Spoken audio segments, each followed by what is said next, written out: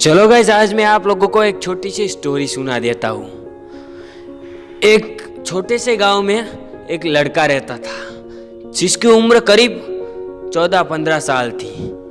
14-15 साल की उम्र में ही उसकी माँ की डेथ हो गई। उसकी माँ के डेथ के बाद वो लड़का बहुत ही दुखी रहने लगा। उसकी माँ जब थी तभी वो बहुत खुश रहता था, लेकिन उसकी माँ की जब डेथ हो गई उसके बाद वो बहुत गुमसुम रहने लगा। उसमें काफ़ी सारा बदलाव आने लगा, जैसे कि कभी भी किसी से बात नहीं करना, किसी को हंसाना नहीं, किसी के साथ हंसना नहीं, किसी के साथ रोना नहीं। ये सब उसमें आम बातें होने लगी। ये सब उसमें ऐसे सारे बहुत सारे चेंजेस आने लगे। ये सब उसमें बदलाव देखकर उसके स्कूल वाले चौंक गए। 15 दिन तक तो ठीक था सब कुछ, लेकिन सबको लगा कि ये जिंदगी पर इस तरीके से नहीं रह सकता है ये लड़का, हमें कुछ करना होगा।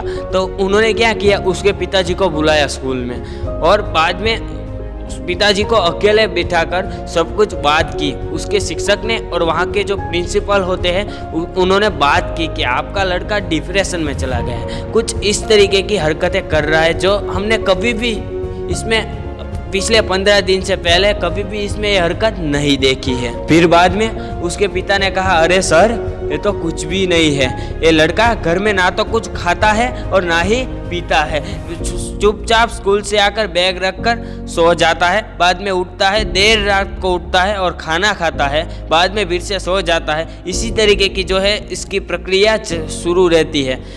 मुझे भी कुछ समझ में नहीं आ रहा है कि मेरे लड़के को आखिर क्या हुआ है। उसकी माँ के जाने का गम इतना ज़्यादा बढ़ चुका है इस पर कि इतना ज़्यादा जो है वो डिप्रेशन में चला गया है। इसका तोड़ तो मुझे भी नहीं पता है सर।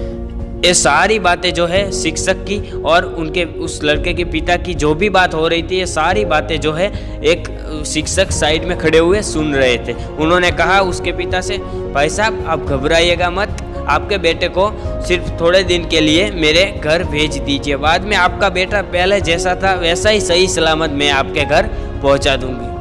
तो पहले तो उस लड़के के पिता ने मना कर दिया कि मेरी बीबी भी चली गई है, अब मेरे बेटे को मुझसे दूर करोगे तो मैं उसके बिना कैसे रह पाऊंगा, मैं नहीं रह सकता हूँ। फिर बाद में उस शिक्षक ने और उस शिक्षक के प्रिंसिपल ने समझाया उनको कि आपके बेटे का सिर्फ एक ही इलाज है, इसको डिप्रेशन से बाहर निकलने का एक ही इलाज है, वो है प्यार, जो आप एक पिता की तरीके से तो दे सकते हैं लेकिन एक माँ की तरीके से नहीं दे सकते। जो कि मैं एक टीचर भी हूँ और एक माँ भी हूँ, मेरा भी एक बेटा है, तो मैं आपके बेटे को थोड़े दिन मेरे वहाँ पर रखूँगी तो एकदम ठीक हो जाएगा। तो उसने बोला ठीक है मैडम जी। बाद में उसका सारा सामान लेकर और उस बच्चे को लेकर उन्होंने उस मैडम जी के घर भेज दिया।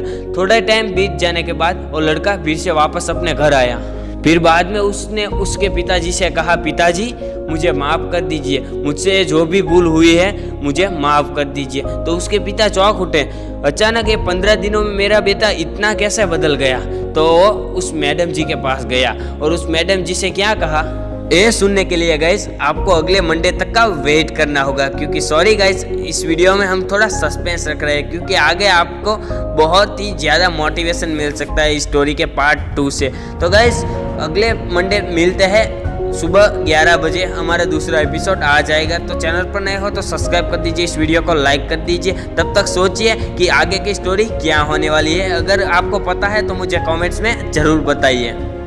और हाँ, अगर पार्ट 1 देखा है तो आप पार्ट 2 देखना बिल्कुल मत भूलना, बिल्कुल मिस मत करना, क्योंकि पार्ट 2 में जो सस्पेंस खुलने वाला है वो सुनकर आपको इतना मोटिवेट मिलेगा, इतना मोटिवेशन मिलेगा कि आप लोगों ने पहले कभी इतना प्राप्त नहीं किया होगा। तो चलिए गाइस मिलते हैं मोटिवेशन के पार्ट 2 में, यानी कि अगले मंडे।